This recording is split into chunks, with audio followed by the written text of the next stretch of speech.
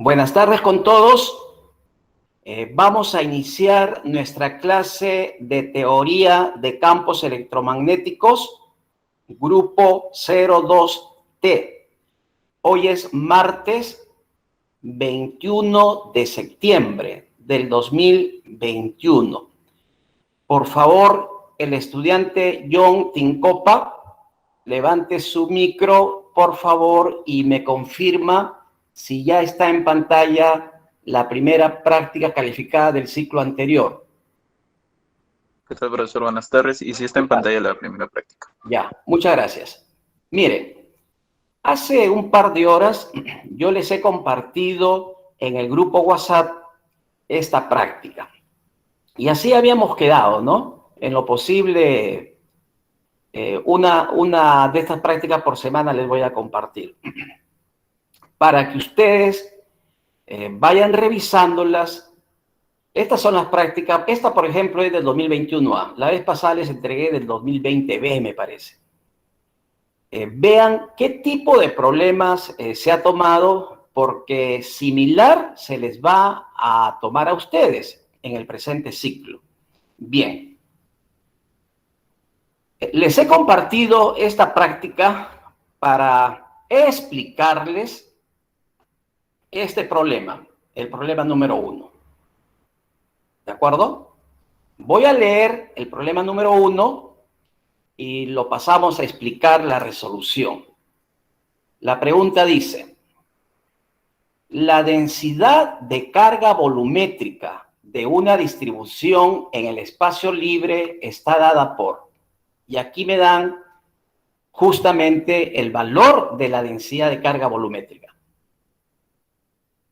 Bien, las preguntas, luego dice: aplicando la ley de Gauss, miren, ya les dicen, aplicando la ley de Gauss, calcular la densidad de flujo eléctrico, el vector D, y la intensidad de campo eléctrico, el vector E, como funciones de la distancia en los siguientes casos.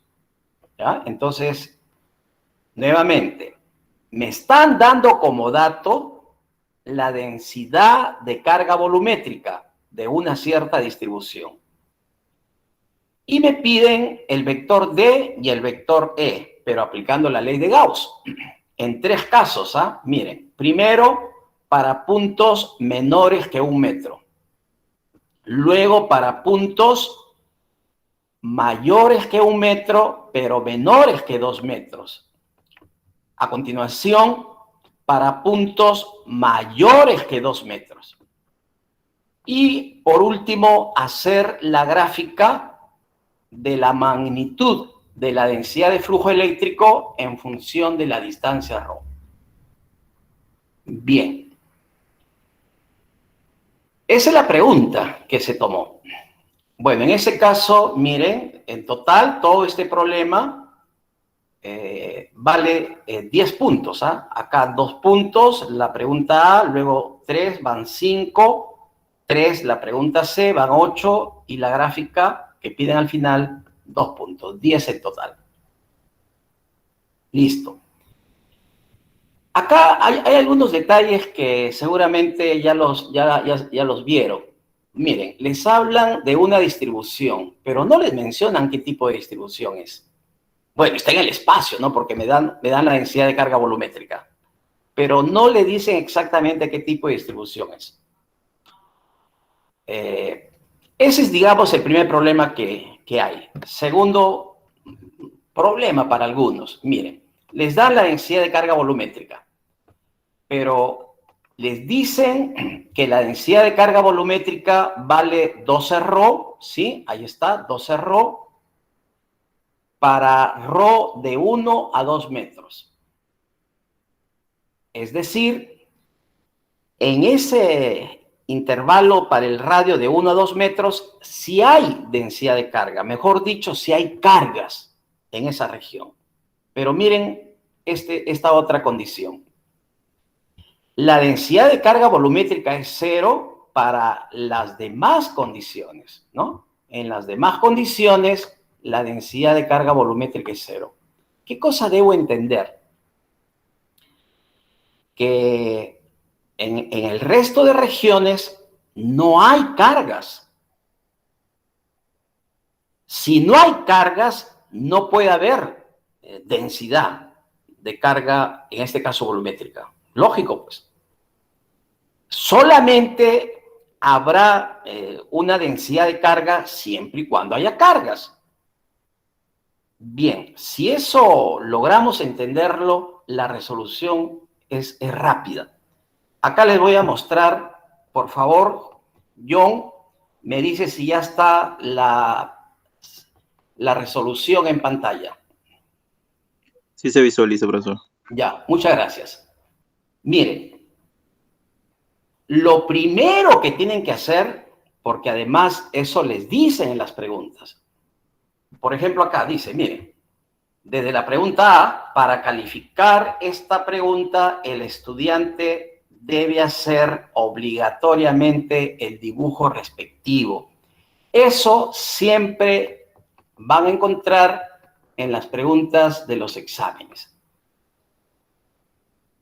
Porque es a veces imposible resolver si no tengo una figura. Ustedes mismos se van a ir comprobando lo que les estoy diciendo. Hacer una figura en este curso es fundamental. Nos aclara de qué problema se trata. Bien, miren, les decían al inicio de que la densidad de carga volumétrica de una distribución en el espacio libre está dada por, y ahí les daban, ¿no? Bueno, si ustedes identifican acá esta coordenada, voy a marcarlo. Esta de acá, ρ, de 1 a 2 metros, ese es el radio en el sistema cilíndrico. Cuando aparezca R, para nosotros R también es radio, pero para el sistema esférico. Pero si aparece ρ, y desde el momento que le ponen variando de 1 metro a 2 metros, eso es radio. Ese es el sistema cilíndrico. Y si solo en este intervalo tengo una densidad de carga volumétrica, miren la figura, entonces se trata de un cilindro hueco. No es un cilindro sólido. Solamente van a haber cargas en la región de 1 metro hasta 2 metros. Solo en esa región hay cargas. Por lo tanto, se trata de un cilindro hueco. Eso lo primero que tengo que deducir. Otra cosa, miren acá. Cuando les dicen que apliquen la ley de Gauss, hay que recordar que la ley de Gauss solo se aplica cuando hay simetría en la figura. Y eso ocurre, por ejemplo, cuando son cilindros infinitos o se dice lo suficientemente largos. También la ley de Gauss se cumple cuando se tiene hilos infinitos, cuando se tiene planos infinitos, cuando se tiene esferas, cuando se tiene cables coaxiales, que sería más o menos un caso similar a este problema. Cables coaxiales, hilos infinitos, cilindros infinitos y esferas, planos infinitos también, obligatoriamente, se puede aplicar la ley de Gauss. Es más fácil la resolución. Por lo tanto, desde el momento que me están diciendo que resuelva aplicando la ley de Gauss, debo entender que se trata de un cilindro hueco, en este caso lo suficientemente largo, o también diremos un cilindro infinito. Eso debe estar claro. Bien. Entonces, ahí tiene la figura correspondiente. Vamos a los cálculos, ¿ya? La primera pregunta dice que calculemos el vector D y el vector E como funciones de la distancia radial ρ para puntos menores que 1 metro. Los puntos menores que 1 metro es la parte hueca, es la parte vacía. Y si sabe ya la teoría, en esa región no puede haber campo eléctrico. Para los que ya saben la teoría, se responde de manera directa que para puntos menores a 1 metro, miren acá, el vector D y el vector E valen 0. Recuerden que para que haya campo eléctrico, tiene que haber carga eléctrica. Si no hay carga eléctrica, no puede haber campo eléctrico. Por lo tanto, el vector E vale 0. Y el vector D también vale 0. En una región donde no hay materia, en una región vacía, el vacío concretamente, en una región donde hay vacío, el campo eléctrico tiene que ser 0.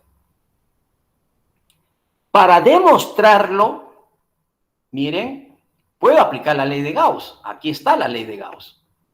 Eso que está coloreado, esa es la ley de Gauss. La ley de Gauss, ya lo hemos dicho, se puede aplicar en función del vector D, que es la forma general de expresar la ley de Gauss. Ahí está, integral cerrada de superficie del producto escalar del vector D con el vector diferencial de superficie. Bueno, toda esa integral es igual a la carga libre encerrada por la superficie gaussiana. Esa es la ley de Gauss.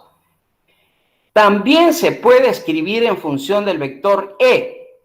Y cuando acá, en lugar del vector D, se escribe vector E, recuerden que la carga, acá en el segundo miembro, queda dividido entre épsilon sub 0. Pero es la misma ecuación.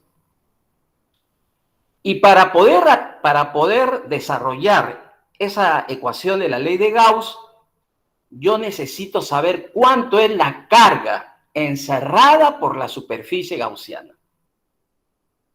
Para poder aplicar la ley de Gauss, yo debo trazar una superficie gaussiana. Tienen que hacerlo al momento de resolver las preguntas de los exámenes. Y como en este caso, miren, estoy hallando para puntos menores que 1 metro, miren la figura acá, esta figura de la izquierda. Acá es la sección transversal, como se está diciendo aquí, ¿no? Esta es la sección transversal del cilindro. Como el cilindro hueco tiene radio interior 1 y radio exterior 2 metros, los puntos menores a 1 son los que están dentro de esta línea que tenemos acá, ¿no? De esta línea punteada. Esa sería la superficie gaussiana. Tengo que trazar la superficie gaussiana para poder aplicar la ley de Gauss. Y tengo que ver cuánto es la carga encerrada por esta superficie gaussiana. Y si vemos el dibujo, al interior de esta superficie gaussiana no hay nada, porque el cilindro está fuera de la superficie. Las cargas están fuera. Acá, para esta superficie gaussiana, no hay carga encerrada. Acá está indicado. Carga 0. No hay carga libre encerrada por la superficie gaussiana. Por si acaso, la llamada carga libre es carga en los conductores. En este caso, la carga libre es 0. Y si yo reemplazo en la ecuación de la ley de Gauss, en esta de acá, reemplazo la carga igual a 0, cuando yo despejo el vector D, también les va a dar 0. Y por lo tanto, el vector E es igual a 0. Listo. Eso lo pueden hacer así, matemáticamente, ¿no? Pero si saben la teoría, también se puede sustentar la respuesta, ¿no? De manera directa. De que para este primer caso, el vector D y el vector E son 0, porque simplemente no va a haber carga libre encerrada por la superficie gaussiana. La segunda pregunta dice lo siguiente. Calcular el vector D y el vector E para puntos entre 1 y 2 metros. Bien. Nuevamente mire la figura, acá está a la izquierda, pero como en este caso me piden el valor del campo eléctrico en esta región, ¿no? Yo debo trazar una superficie gaussiana en puntos de esa región. Acá ven, se dan cuenta, es otra superficie gaussiana. Por eso que tienen que hacer el dibujo. Y luego aplicar la ley de Gauss. Aquí está. Esta es la ley de Gauss. Para los que saben la teoría, inmediatamente deducen que en esa región sí existe campo eléctrico.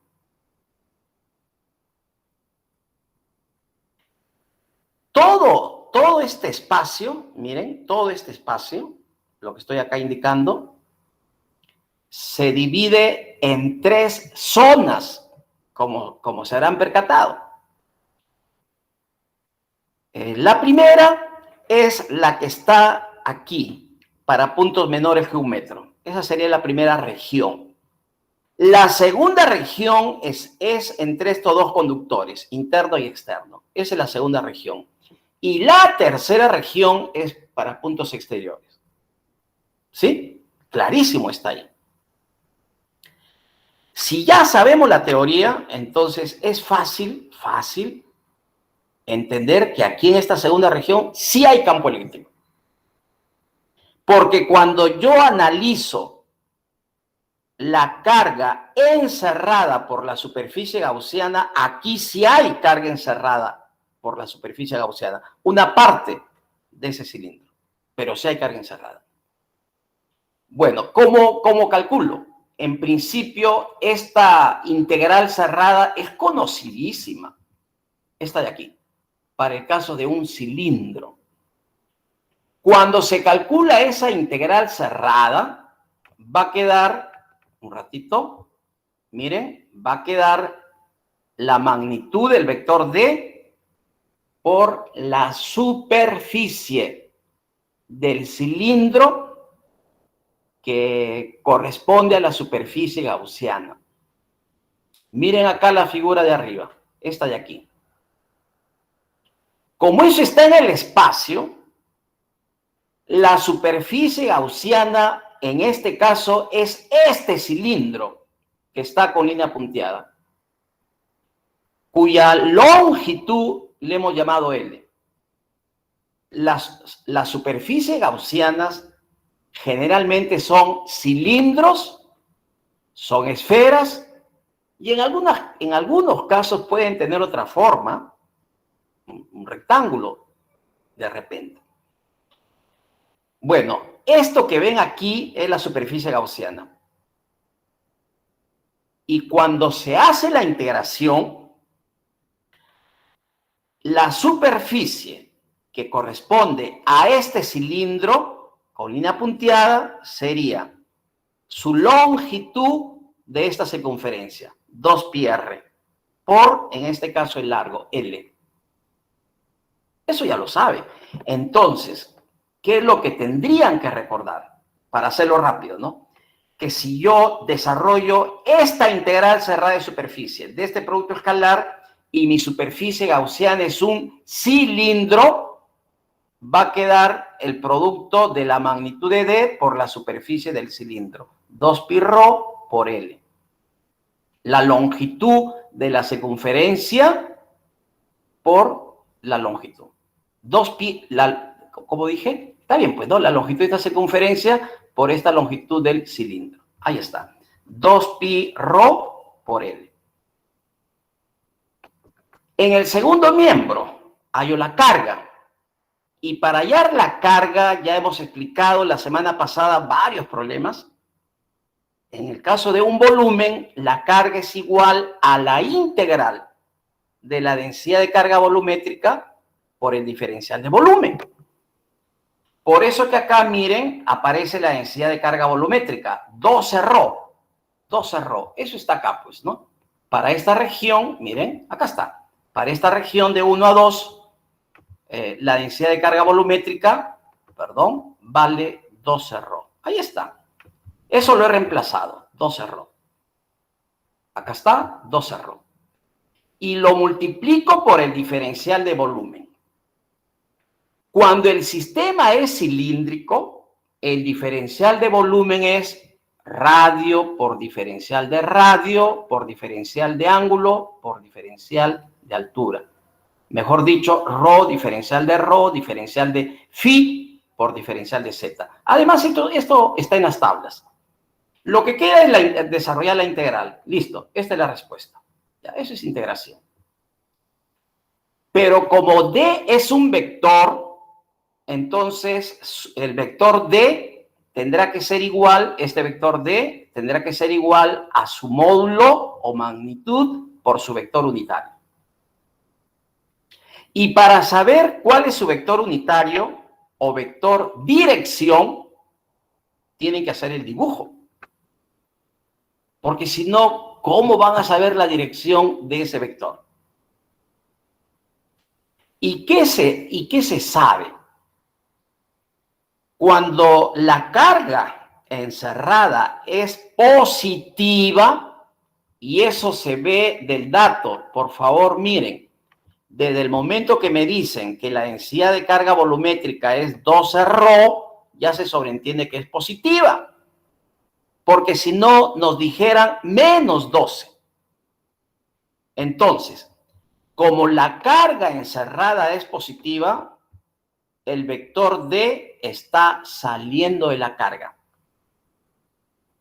Y si es un cilindro, la dirección es radial. Entonces, en este caso es radial saliente. Y como es radial saliente, miren, su vector unitario, acá está, es A sub ρ.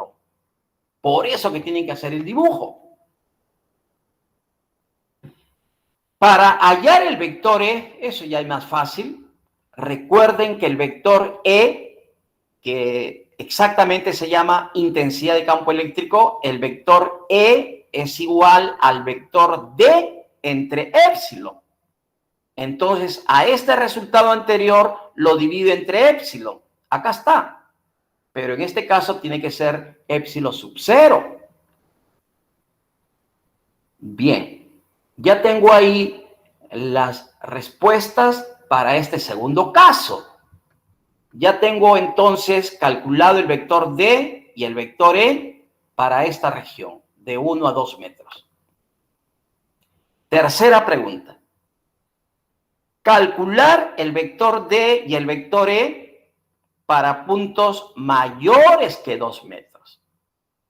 ¿Está bien? Entonces, ¿qué tengo que hacer primero? Miren por favor acá. Este dibujito.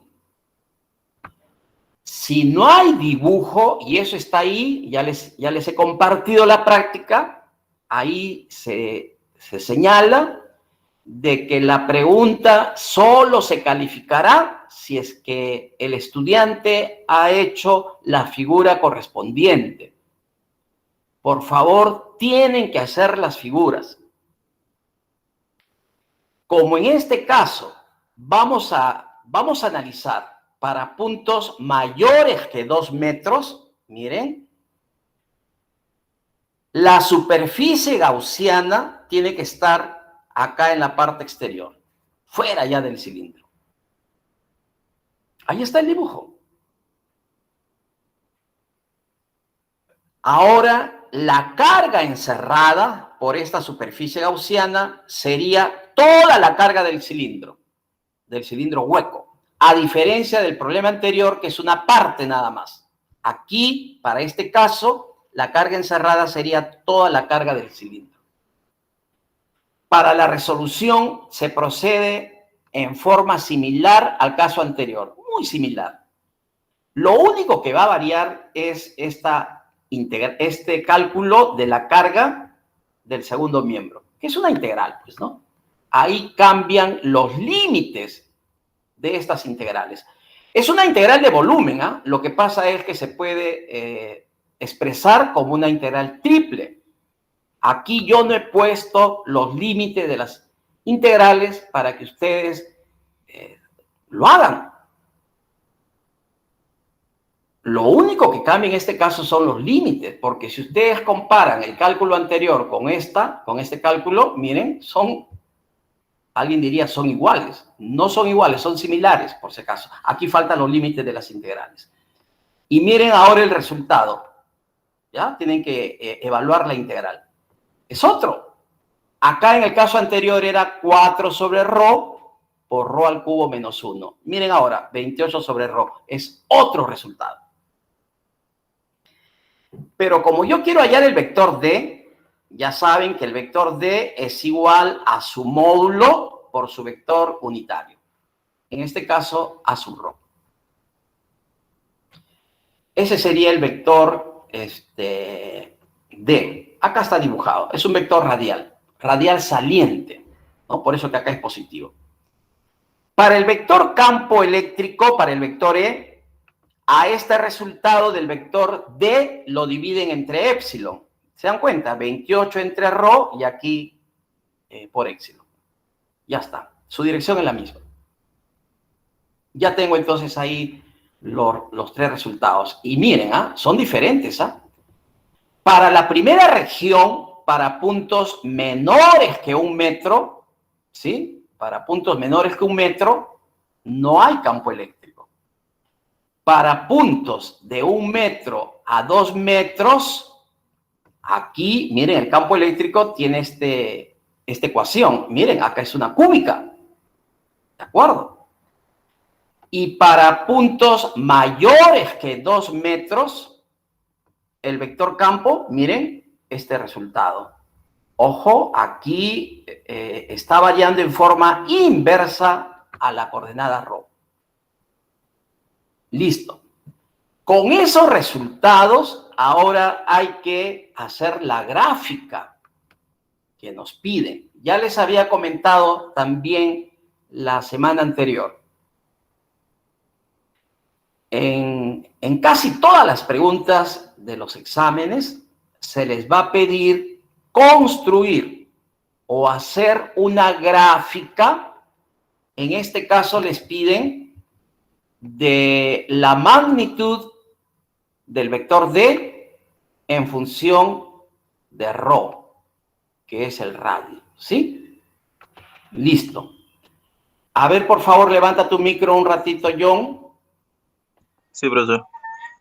¿Por qué en esta es la primera región, ¿ya? Aquí faltan poner cositas, pero eso hagan ustedes, pues, ¿ya? De 0 a 1 es la primera región, de 1 a 2 es la segunda región, y después de 2 es la tercera región. Te pregunto, ¿por qué aquí en la primera región de 0 a 1, o mejor dicho, para puntos menores que 1 metro, por qué la figura ahí le he dibujado como una recta horizontal sobre el eje X, sobre el eje horizontal? ¿Por qué? Como es un cilindro hueco, pues en ese tramo no hay cargas, entonces no va a haber. No hay campo, no hay campo. No hay campo. Listo, miren, claro, miren. Como yo ya tengo acá los resultados, bueno, pues todo el mundo debe saber cómo graficar esta ecuación, ¿no? D igual a 0. ¿Sí? Para la primera región, D vale 0. Entonces, como acá yo debo poner los valores para D, entonces esta es una recta sobre el eje horizontal. Para la segunda región, ahora yo tengo que dibujar esto, miren. esto de acá, perdón, este de aquí. 4 por rho al cubo menos 1 sobre rho. Bueno, acá está, es lo mismo de aquí, esto de aquí. 4 por rho al cubo menos 1 sobre rho. ¿Sí? Tengo que dibujar eso. Ahora ustedes tienen una serie de aplicativos.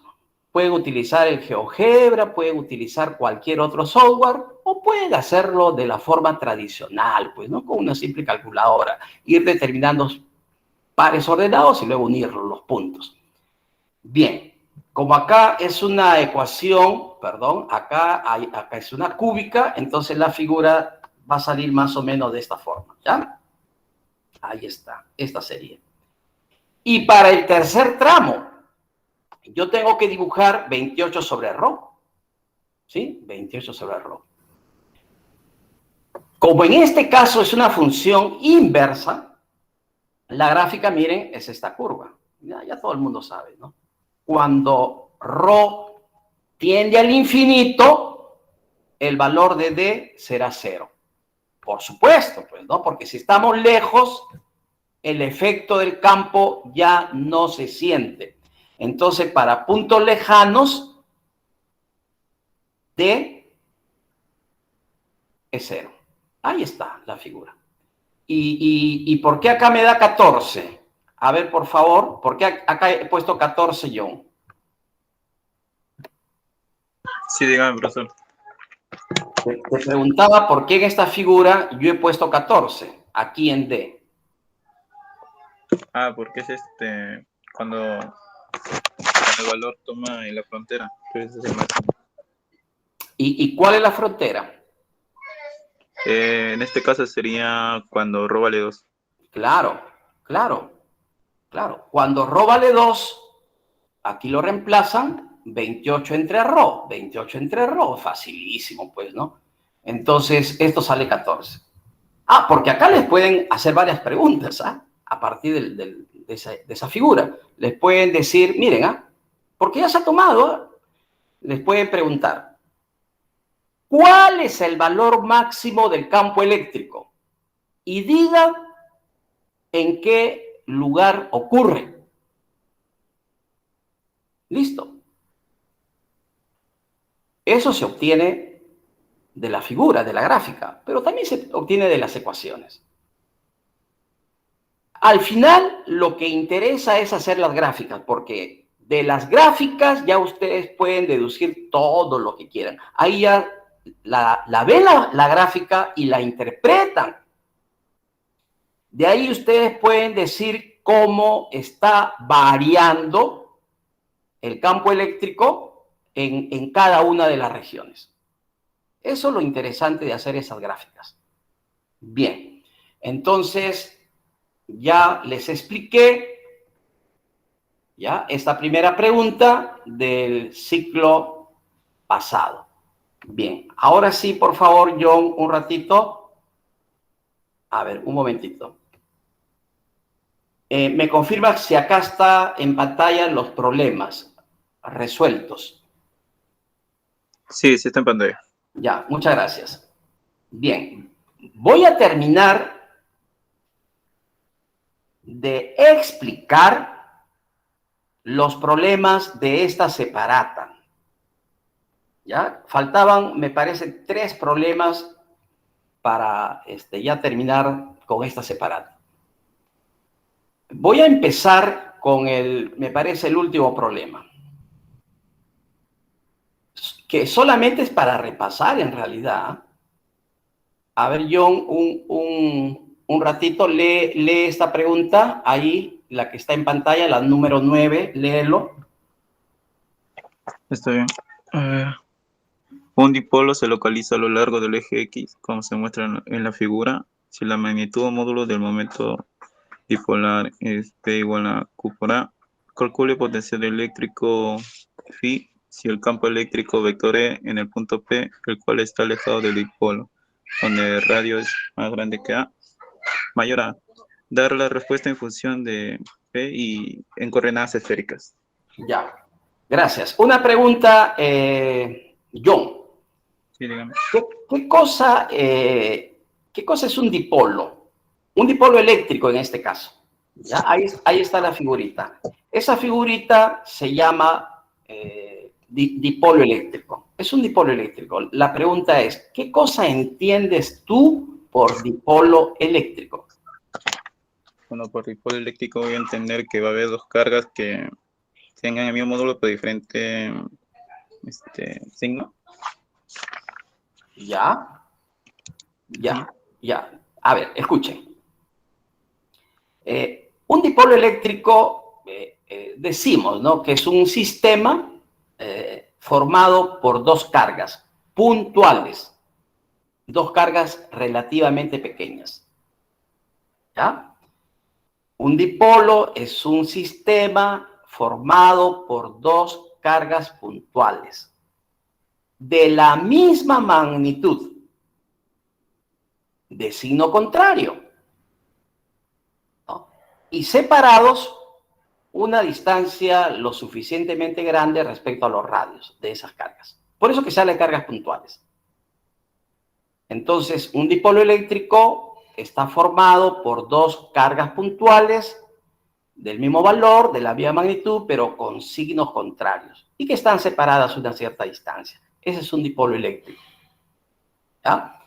El término di, ya saben que son dos. En este caso, dos cargas eléctricas. Más adelante vamos a hablar del dipolo magnético.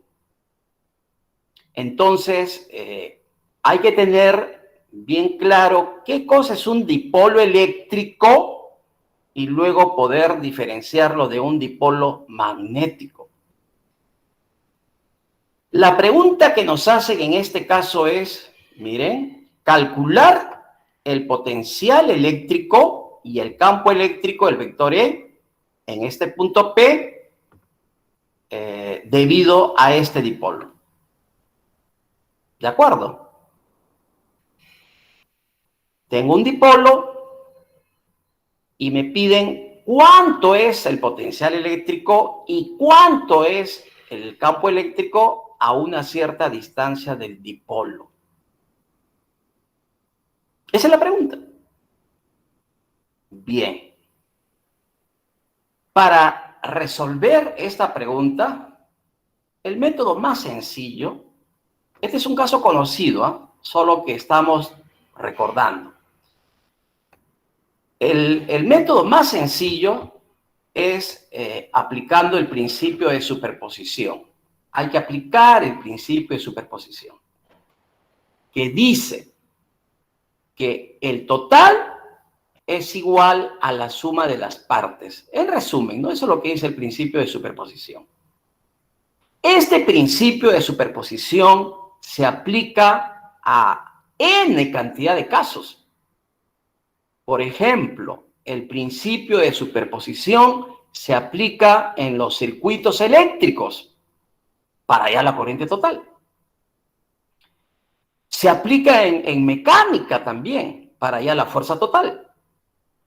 Y también lo podemos aplicar en nuestro curso, en este caso para hallar el potencial eléctrico total. Porque como hay dos cargas que forman el dipolo, entonces el potencial eléctrico total del dipolo será igual, miren, a la suma de potenciales debido a las cargas componentes. Y como el dipolo tiene dos cargas, entonces son dos potenciales. Un potencial, miren acá la ecuación 1, un potencial es debido a la carga positiva. Por eso ahí se ha puesto más Q. Y el otro potencial es debido a la carga negativa. Por eso es que ahí se ha puesto menos Q. ¿Se dan cuenta? Son dos potenciales, ¿ah? Entonces, el principio de superposición se puede aplicar a muchos casos. En este caso lo estamos aplicando para hallar el potencial debido a un conjunto de cargas. En este caso son dos, porque es un dipolo, pero pueden haber más cargas en otros casos. Lo otro que hay que recordar, y aquí insisto, ustedes a estas alturas tienen que saber la formulita del potencial para una carga puntual.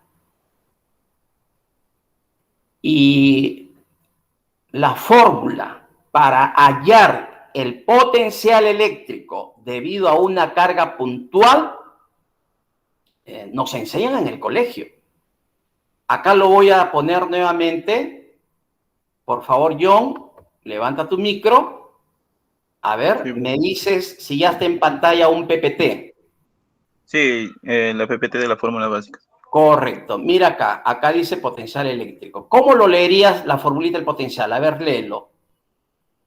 Ya, potencial eléctrico va a ser igual a la constante por la carga sobre la distancia. Ya. Y bueno, eso nos decían en el colegio. ¿Eh? El potencial es constante por carga entre distancia. Ese es el potencial de una carga puntual. En el colegio, o de repente nos dijo el profesor, pero a veces no nos acordamos.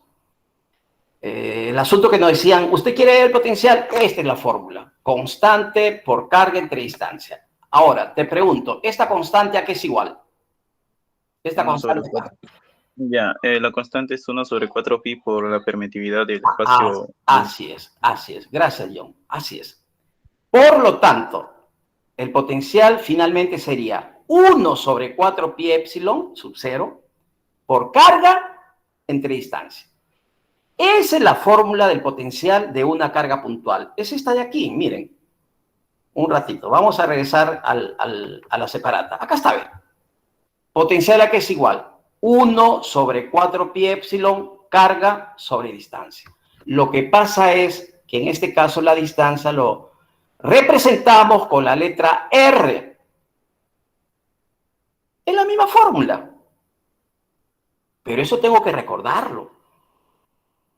Porque si no, ¿cómo reemplazo acá el potencial debido a la carga positiva y cómo reemplazo acá el potencial debido a la carga negativa? Yo tengo que saber la fórmula del potencial debido a una carga puntual. Y el dipolo está formado por dos cargas puntuales, por dos cargas relativamente pequeñas. Entonces el potencial es 1 sobre 4 pi epsilon, carga sobre radio. La distancia R, mejor dicho, sobre la distancia R. Ahora miren, voy a reemplazar eso, ¿eh? Miren acá, miren la ecuación 1. La ecuación 1 ahora quedaría así. Acá, miren, esto que está acá. Es lo mismo, ¿eh? 1 sobre 4 pi epsilon debido a la carga positiva, por eso acá se pone más Q, ¿sí? Acá en el numerador, más Q. Y la distancia, si yo veo acá la distancia, perdón, si yo veo la carga positiva al punto P, la distancia sería R1. Ahí está. Y para el potencial debido a la carga negativa, tengo que poner carga negativa menos Q. Y la distancia al punto P ahora sería R2. Acá está, R2. ¿Se dan cuenta? Directo. Y listo. Ahora lo que queda es aplicar los conocimientos de la álgebra, pues, ¿no? De la trigonometría o de lo que se necesite para resumir esa ecuación. Pero aquí, ¿no? Ya está. Ahora hay que reducir esto. Cuando se reduce, va a quedar esta ecuación de acá. Esta de aquí. ¿Ya? Para eso yo tendría que reemplazar, bueno, esto es fácil de entender, tendría que reemplazar esta resta. Y para eso, bueno, hago acá en el dibujo los trazos que se necesiten. Y de ahí hallo las relaciones. Acá hay una relación interesante. Miren, ¿qué se cumple? Que la resta de estas dos distancias es aproximadamente igual a coseno teta. Eso se fijan del dibujito. Y el producto de estas distancias es aproximadamente R cuadrado. Ojo, que se trata de dos cargas puntuales. Son cargas pequeñas y que el punto está bastante lejano. No bastante lejano, sino un poco lejano. Bien. Cuando se reemplaza estas equivalencias, me queda esta expresión. ¿Ya? Esto de acá. Ahora, me piden expresarlo en función de P y me dicen que P es el momento dipolar. Es una cantidad que también se conoce. Un ratito. Acá me dicen, ¿no? Momento dipolar, sí, acá está. Momento dipolar es P igual a carga por distancia. Q por A, ¿no? Carga por distancia y separación. Entonces, miren acá, yo tengo Q por A, acá en el numerador. Entonces, ese Q por A lo reemplazo por P. Y ya está. Esta es la respuesta. Ese es el potencial. Como ven, es fácil el cálculo. La intención de recordar esto es primero para que se acuerden de qué cosa es un dipolo eléctrico. Los dipolos son muy útiles, ¿eh? En los laboratorios también. Aparte como teoría, ¿no? Tenemos que recordar qué cosa es un dipolo. Tenemos que recordar el principio de superposición. Tenemos que recordar que el potencial es una cantidad escalar y que además el potencial lleva el signo de la carga. Si la carga es positiva, el potencial es positivo. Y si la carga es negativa, el potencial es negativo. Eso ya ustedes lo saben. Bueno, seguimos.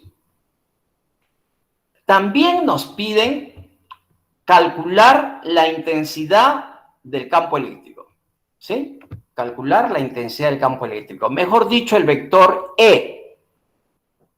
Calcular el vector E. Cuando ya se conoce el potencial, porque lo acabamos de calcular, ¿sí? Acá está, esta es la respuesta del potencial, debido a un dipolo, a una cierta distancia del dipolo, el vector campo se halla con menos el gradiente del potencial, ¿sí? ¿Se acuerdan? El vector campo menos el gradiente del potencial. Entonces, lo que tengo que hacer es calcular el gradiente en coordenadas esféricas. Acá se observa la ecuación del gradiente. Esta es, derivadas parciales. Hallan las derivadas parciales y listo. Esta es la respuesta. Pues solo tienen que derivar.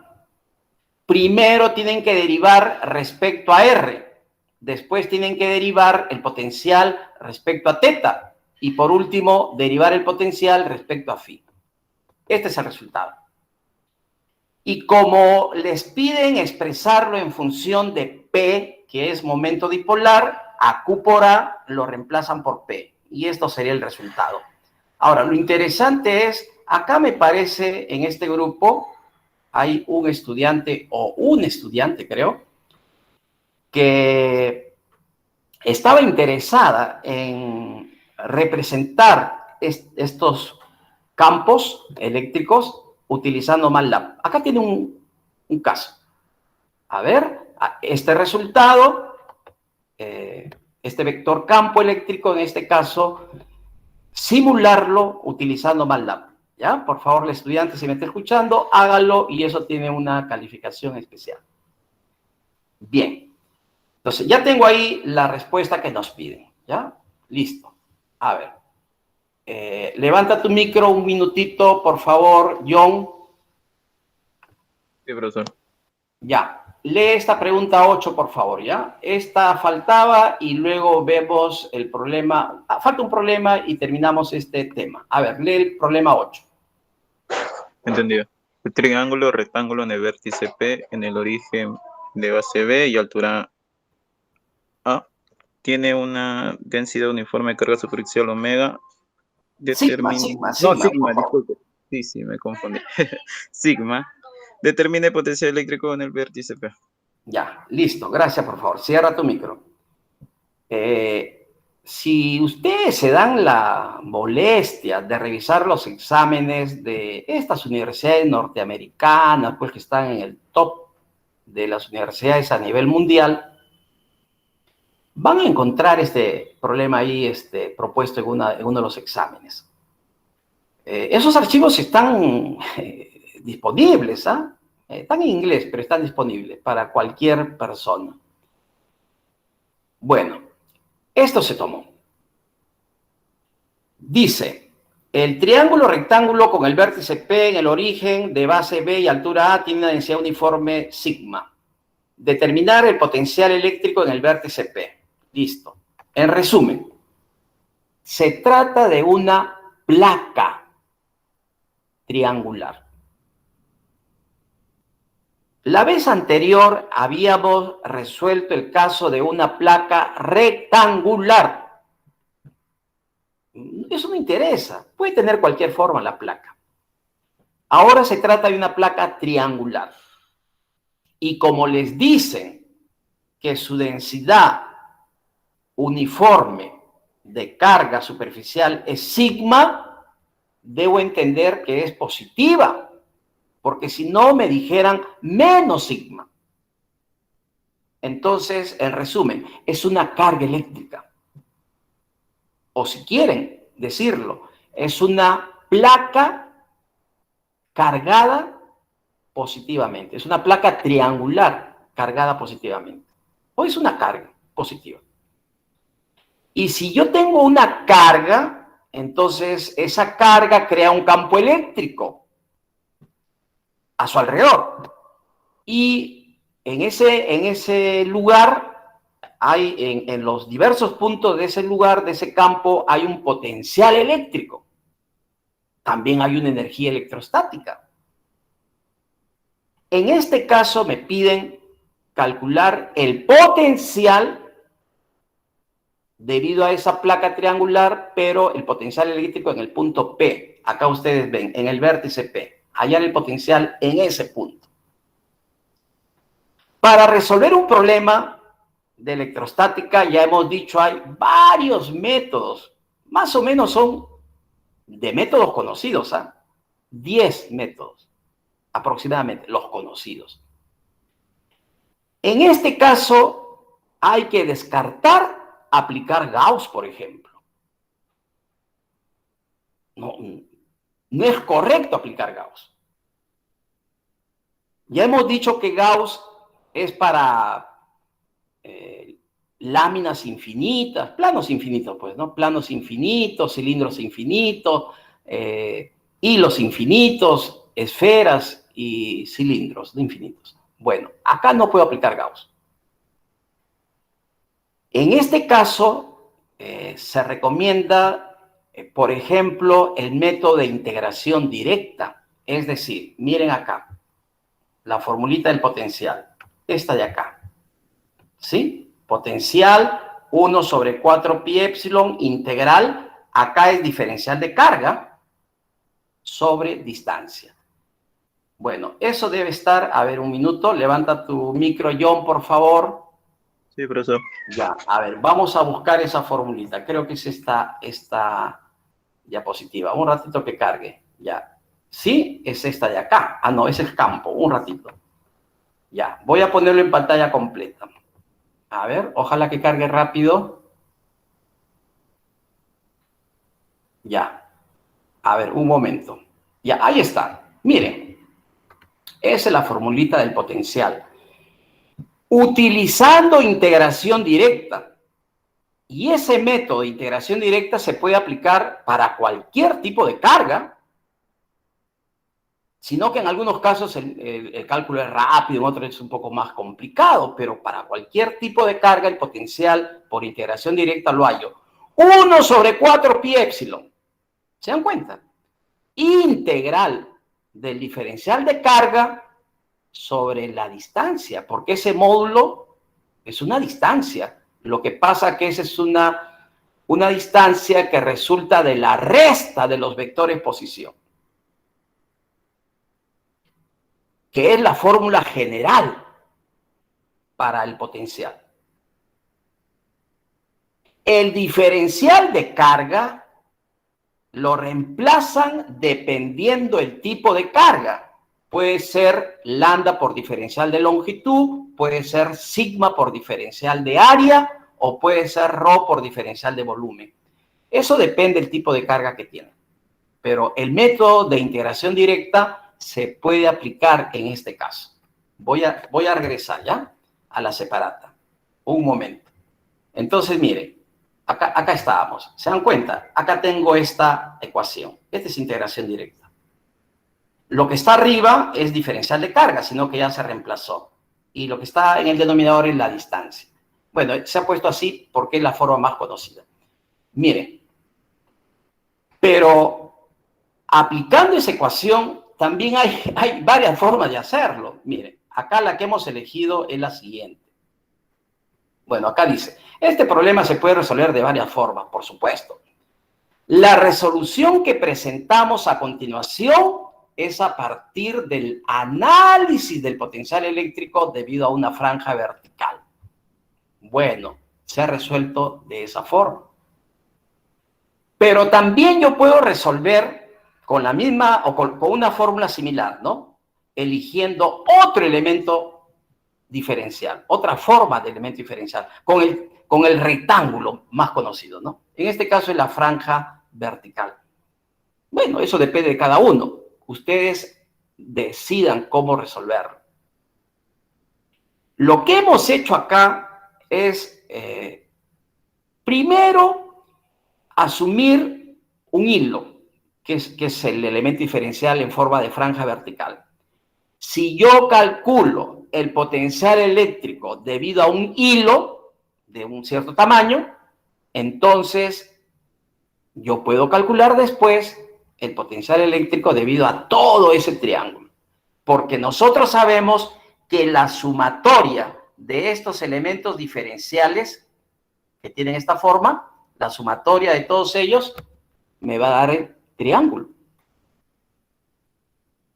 ¿De acuerdo? Entonces, ese es el criterio que estamos siguiendo. Miren acá. Primero hemos calculado el potencial eléctrico debido a la franja vertical. Al hilo, pues, ¿no? Debido al hilo. Acá está la formulita. Ah, por supuesto. Tengo que reemplazar a que es igual justamente este módulo para este vector. Por Pitágoras, pues, ¿no? Acá se ve, acá hay un triángulo rectángulo. Este es el módulo. Reemplazo en la integral y evalúo, ¿no? Ahí está el procedimiento. Bueno, hay que evaluar la integral. Además, esta es una integral conocida. Entonces, este sería el resultado. Miren, esto de acá. Lambda sobre 4 pi épsilon, logaritmo de secante teta más tangente teta. Pero miren, esto sería el potencial eléctrico debido a un hilo o a un diferencial en forma de franja vertical. El potencial debido a un hilo. Pero a nosotros nos piden el potencial debido a esa placa. Entonces, como la placa resulta de la sumatoria de todos los hilos, aplico la sumatoria, la integral, pues. ¿Sí? Para poder hallar el potencial para todo el triángulo. Ahora hago la sumatoria, mejor dicho, integro y listo. Acá está. Este es el resultado. Sería interesante, por favor, ya no voy a dejar como tarea, pero deberían ustedes asumirlo como tarea, hallar este mismo resultado, pero por otro método. Cualquier otro método que quieran aplicar. La respuesta tiene que salir la misma. ¿Ya? Para resolver problemas electrostáticos hay muchos métodos. Ustedes elijan el que sea más conveniente o el que mejor dominen. Bien, levanta tu micro, vamos a avanzar, por favor. Hay una pregunta que también quedó pendiente. Por favor, John. Sí, ya, un minutito, ¿ya? Déjame regresar aquí. Este problema es. Ya. Dale lectura a este problema número 4. Ya. Si el potencial eléctrico B viene dado por B va a ser igual a ρ al cuadrado por Z por seno de phi, calcule la energía dentro de la región definida por los parámetros de ρ o radio, que es de 1 a 4, Z de menos 2 a 2 y el ángulo phi de 0 a pi tercios. Listo. Bueno, esa preguntita también se tomó en examen. El potencial eléctrico yo lo puedo representar con esta letra, la V, pero también lo puedo representar con la letra phi, ¿ya? Basta que le digan que es potencial, ya se sobreentiende, ¿no? Entonces me dicen que el potencial eléctrico viene dado por esta función. A ver, John, te pregunto, ¿en qué sistema de coordenadas está esa ecuación del potencial? John. Ya se fue John. A ver, el subdelegado.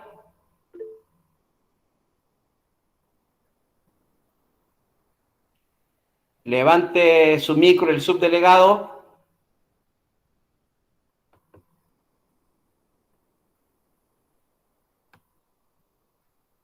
John, nuevamente, ¿me estás escuchando?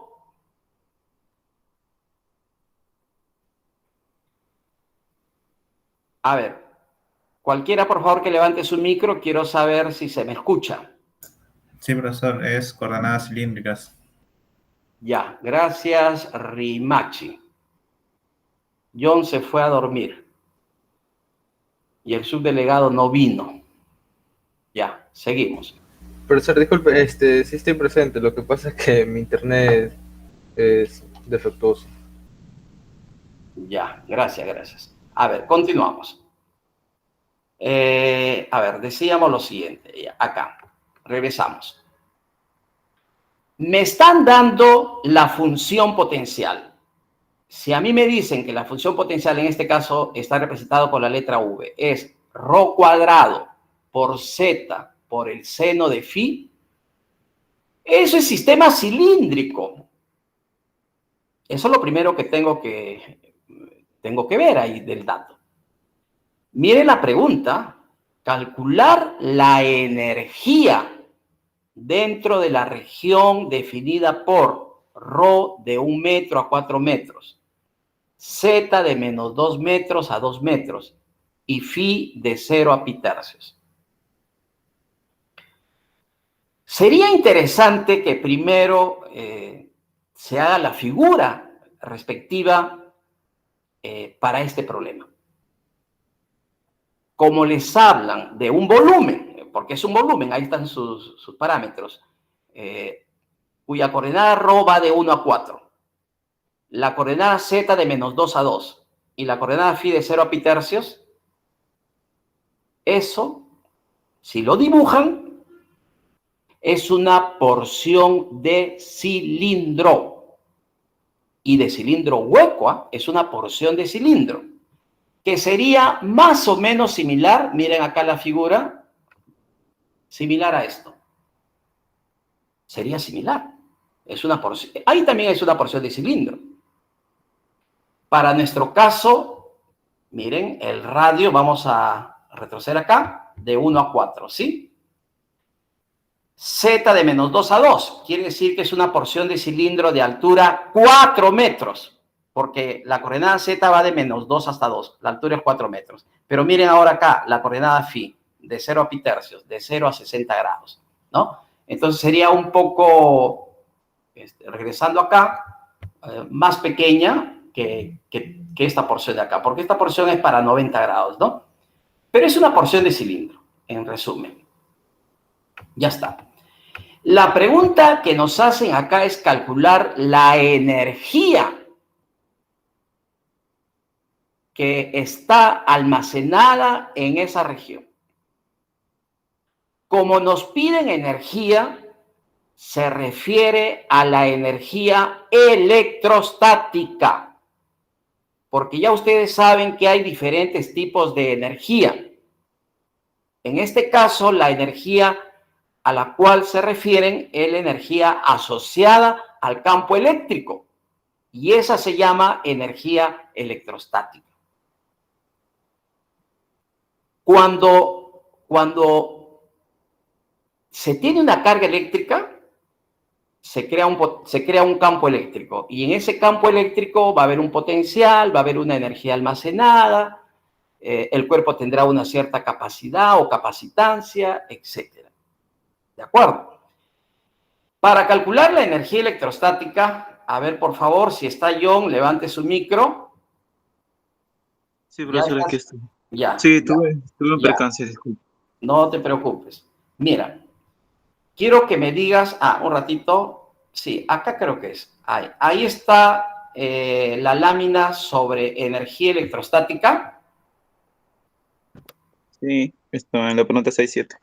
Ya, correcto. A ver, recordemos en principio qué cosa es la energía electrostática y cómo se calcula. lo primero que tenemos que saber es que la energía electrostática es un tipo de energía, como lo dijimos hace un momento. Esa energía es la que se almacena en cualquier punto de un campo electrostático, debido justamente a la presencia de dicho campo. Desde el momento que existe un campo eléctrico y de manera específica un campo electrostático, en ese campo electrostático se almacena una energía electrostática. Eso se sabe. Para calcular la energía electrostática almacenada en una región, hay varias formas de calcularla. Aquí se está dando, miren la ecuación 8. Ahí estamos dando una de las formas más conocidas de cómo hallar la energía electrostática. Y miren la ecuación. Solamente necesito el módulo del campo eléctrico. Ahí aparece E. Si no está la flecha, ese es el módulo o magnitud del campo eléctrico. Solo necesito el valor del campo. Y con eso hallo la energía electrostática. La energía electrostática es un medio de esa integral de épsilon sub 0. Épsilon sub 0 puede salir de la integral, ¿no? Es una constante. Por el módulo del campo eléctrico al cuadrado por el diferencial de volumen. Nada más.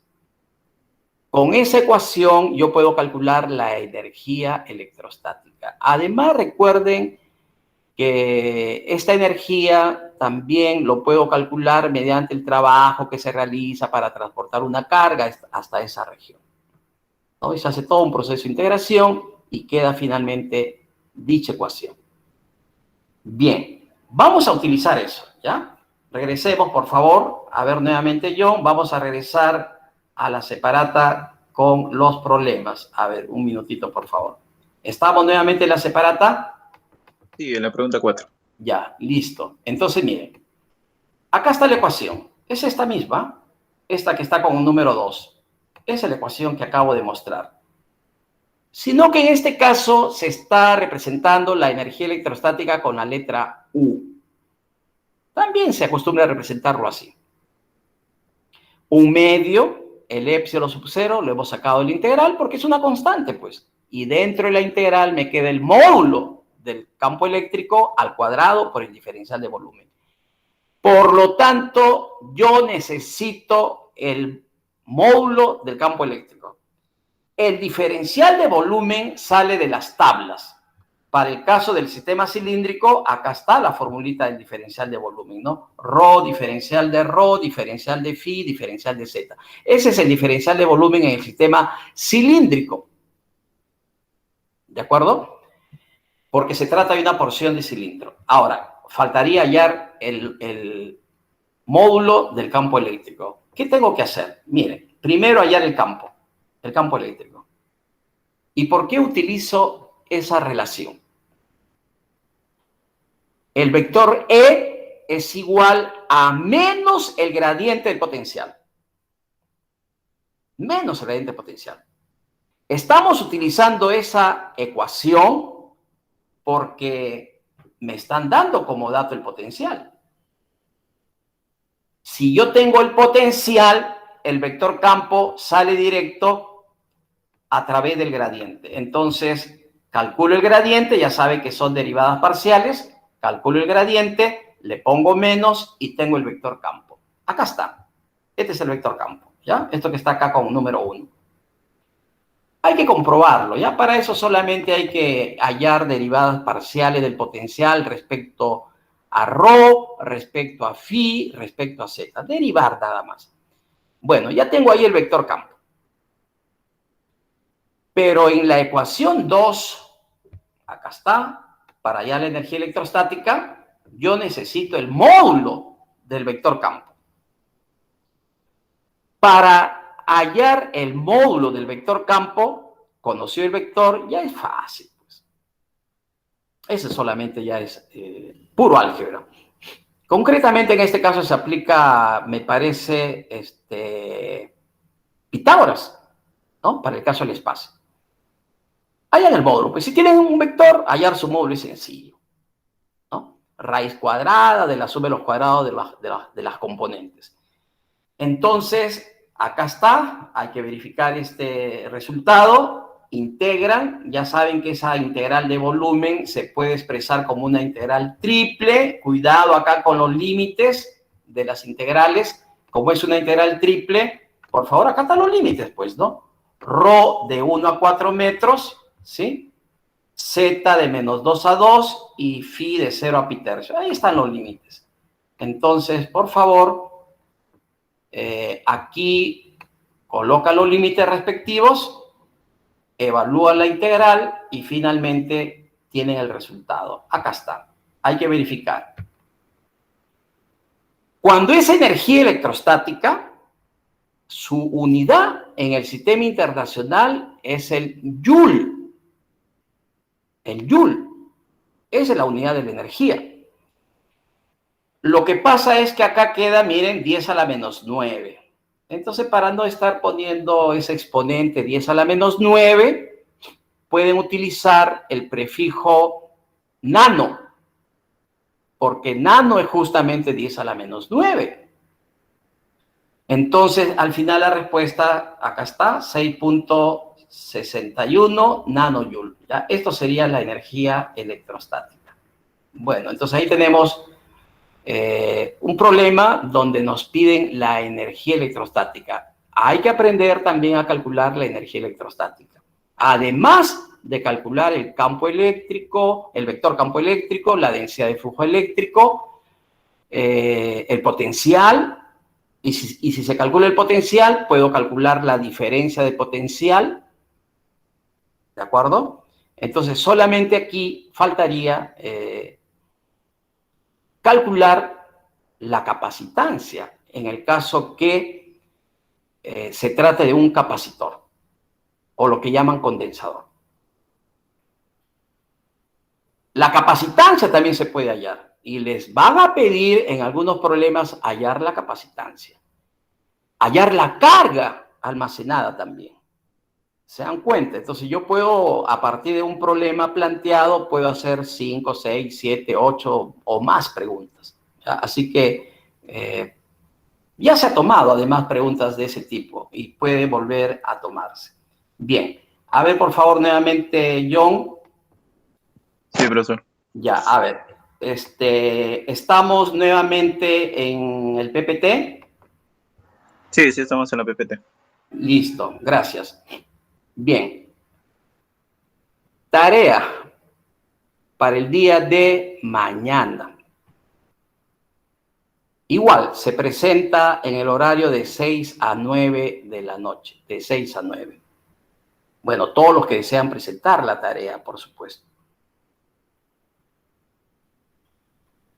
Primera pregunta, dice, ¿cómo se define la capacitancia? De repente ustedes lo llaman capacidad, ¿no? Aunque, digamos, un nombre más exacto sería capacidad eléctrica, ¿no? Pero para evitarnos confusiones, entonces mejor le llamamos capacitancia. ¿Cómo se define la capacitancia? Siguiente pregunta. ¿Qué es un capacitor? Por costumbre le decimos condensador, pero su nombre correcto es capacitor. ¿Qué es un capacitor? ¿Para qué se utilizan los capacitores? ¿Qué tipo de capacitores conoce? Los que más se utilizan son los capacitores planos, los capacitores cilíndricos, los capacitores esféricos, pero puede tener cualquier otra forma. Siguiente pregunta. Escriba las ecuaciones para calcular la capacitancia de un capacitor plano, de un capacitor cilíndrico y de un capacitor esférico. Para el caso del aéreo vacío, y para el caso que haya un dieléctrico entre sus placas.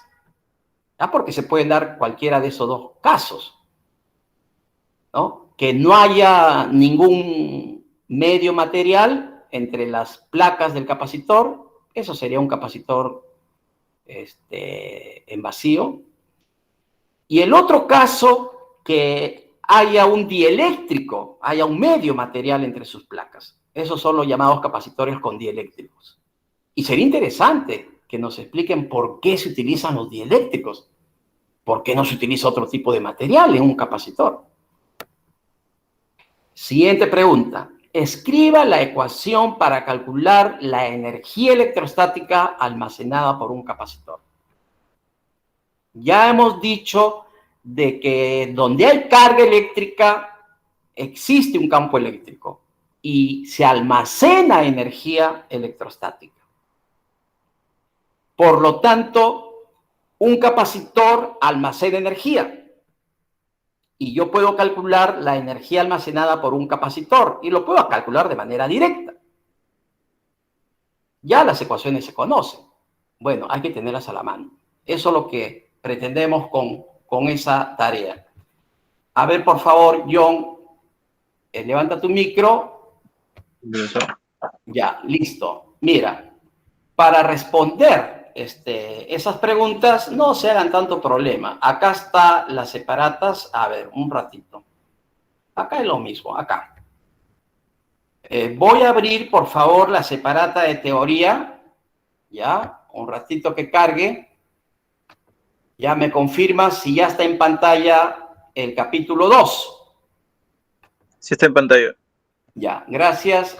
Miren, para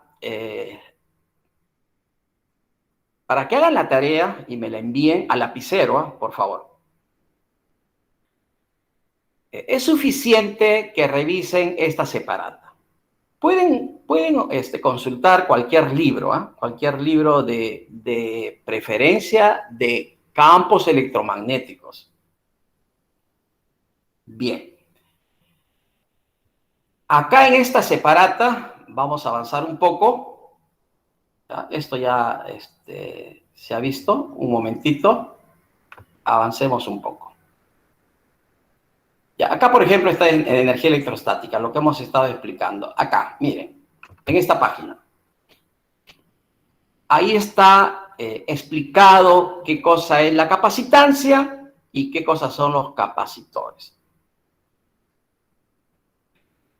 En principio, la capacitancia es una cantidad escalar.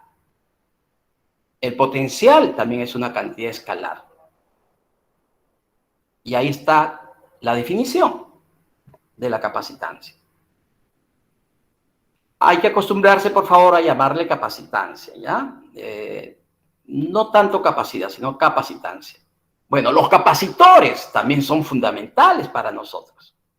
Tenemos que saber qué cosa es un capacitor. Esto ya lo han estudiado, supongo, en el curso de dispositivos. ¿Está bien? El capacitor es un dispositivo eléctrico. Pero, ¿qué se necesita para que ese dispositivo sea un capacitor y no sea otro? Bueno, eso tienen que saberlo. Entonces, acá explican sobre el capacitor. Bueno, acá tenemos los tres tipos de capacitores más conocidos: el plano, el cilíndrico y el esférico. Acá está la forma como se carga un capacitor. Bueno, en este caso es un capacitor plano. Ahí de la figurita se puede ver de que se está utilizando una batería para cargar el capacitor. Pero yo también puedo utilizar una fuente de alimentación para cargar ese capacitor. Y la fuente de alimentación puede ser continua o puede ser alterna.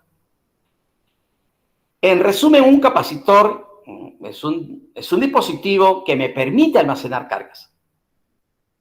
Y si me almacena cargas, almacena energía. Y esa energía la va entregando al circuito eléctrico cuando el circuito lo requiera. Ustedes van a encontrar capacitores en infinidad de circuitos. sea en continua o sea en alterna. El uso de los capacitores es enorme. Y a estas alturas ya alguien de ustedes debía exponer sobre aplicación de los capacitores. Por lo menos en 10 casos, cuando se utilizan los capacitores. Bueno, sigamos. Acá mismo, a ver, acá tenemos. Ahí están las ecuaciones para hallar la capacitancia de un capacitor. En este caso es de un capacitor plano. La capacitancia nos va a expresar qué cantidad de cargas puede almacenar un capacitor.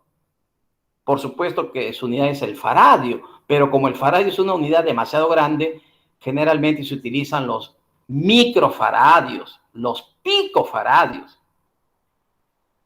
Si ustedes se fijan acá en esta ecuación, para la capacitancia, cuando hay vacío entre las láminas del capacitor, miren, ¿qué se cumple? Que la capacitancia depende del área de una de las placas y depende de la distancia de separación entre las placas. Se cumple, y esto lo comprobó Faraday hace 200 años, se cumple que la capacitancia de un capacitor plano es directamente proporcional al área de las placas. A más área, mayor capacitancia, por supuesto. Mientras más grande sea el capacitor, mayor será su capacitancia. Podrá almacenar más cargas. Pero respecto a la distancia, la relación es inversa. Miren ahí. Es decir, si la distancia aumenta, la capacitancia disminuye. Bueno, todo eso lo comprobó Faraday. Y por lo contrario, ¿no? Si la distancia disminuye, mejor dicho, si las placas están bien cerca, la capacitancia aumenta. La relación es inversa. Y miren esta otra ecuación de acá abajo. Esto de acá es la capacitancia de un capacitor plano, pero con dieléctrico. Faraday aportó muchísimo para la teoría electromagnética. En esa época todos hacían sus experimentos, pues, ¿no? Y lo que comprobó Faraday en sus experimentos es que cuando colocaba un aislante o un dieléctrico entre las láminas de un capacitor, el capacitor almacenaba mayor cantidad de cargas. Eso lo comprobó Faraday ya hace casi 200 años. ¿Qué se cumple? Miren esta última relación, que la capacitancia con dieléctrico es K veces la capacitancia en vacío.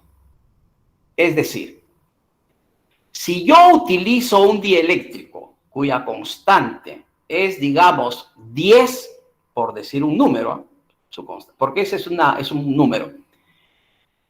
Si yo utilizo un dieléctrico o un aislante cuya constante dieléctrica sea 10, entonces habré aumentado 10 veces la capacitancia de dicho capacitor. Bueno, eso lo comprobó Faraday.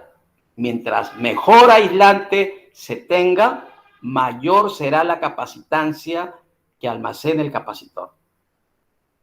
Acá tenemos también las fórmulas conocidas. Bueno, este es el campo eléctrico, pues, en el interior de un capacitor plano. Acá tenemos el caso de un capacitor cilíndrico. Y acá, a continuación, están las ecuaciones del capacitor, de la capacitancia para el capacitor cilíndrico en vacío y luego cuando tiene un dieléctrico entre sus placas o láminas. ¿De acuerdo? Ahí ya usted ve la relación directamente proporcional a la longitud, pero inversamente proporcional a los radios. Lo que se ve acá en esta figura es una simulación, pues, ¿no? De cómo se comporta el campo eléctrico en el interior de un capacitor cilíndrico. Sería interesante que nos explique alguien sobre los capacitores cilíndricos. Por favor, esto ya tienen que conocerlo. Acá solamente estamos tratando de recordar la teoría sobre esto. Yo les he compartido, levanta tu micro un ratito, John. Sí, profesor. Siempre preguntándote a ti. ¿Ya viste completo el primer video sobre historia de la electricidad, el que se llama La Chispa? No, todavía no, profesor, por el momento. Uy, miren, ya hace una semana o dos creo que te he compartido. Por favor, si ustedes no han visto esos videos, bueno, para decirlo en su lenguaje de ustedes, no pasa nada. No pasa nada. Ahora hay tanta información que no necesitan ustedes venir a clase, ¿no? Tanta información que hay, pero tienen que verla. La información que sea, pues, confiable, ¿no? Y ahí en ese video, pues, se relatan una serie de hechos históricos. No es nada inventado. Y ahí se relata, por ejemplo, de algunos, ¿qué les digo? Pequeños accidentes que sufrieron los propios científicos, porque al comienzo no se sabía, pues, ¿no? Se relata cómo es que cuánto tiempo se demoró el ser humano en almacenar cargas. Para su información, se demoraron miles de años en almacenar cargas. Bueno, ahora usted ya tiene los capacitores, los transitores, los diodos, etcétera, etcétera. Bueno, todo está fácil. Pero llegar a lo que tenemos ahora ha costado miles de años. Almacenar cargas no se podía. Los primeros que experimentaron con cargas eléctricas, y ustedes saben, fueron los antiguos griegos. Estamos hablando de por lo menos 500 años antes de Cristo. Y estamos en el 2020, por si acaso. Pero los grandes aportes a la teoría electromagnética, los grandes aportes, fueron a inicios de los años 1800. Ya en el siglo anterior también hubo los aportes, pero estoy hablando de los principales. Cuando está, pues, Oersted, Faraday, Lenz, Ampère. Bueno, se hizo a través de muchos experimentos, pero para llegar a almacenar cargas eléctricas demoró muchísimo tiempo el hombre. Bueno, ahí en esos videos se explica cuándo fue la primera vez que se logró almacenar cargas y los hechos que ocurrieron con el científico que logró almacenar cargas. Bueno, si ustedes conocen eso, es fácil responder preguntas o saber qué se va a calcular, ¿no? ¿Qué pasa en un capacitor? ¿Dónde están las cargas? ¿Dónde se almacena la energía? Tienen que saberlo. Bueno, lo saben leyendo, lo saben viendo los videos o lo calculan a partir de ahora, ¿no? Y se demuestra ya, ustedes sabrían, pues, dónde hay campo, dónde no hay campo, etcétera. Bueno, acá está la sección transversal del cilindro, vamos a terminar. Acá está el capacitor esférico y sus ecuaciones. Entonces, por favor, de ahí responden las preguntas de la tarea. Bien. Vamos a cortar primero la grabación. Un minutito. Detener grabación. Listo. Por hoy día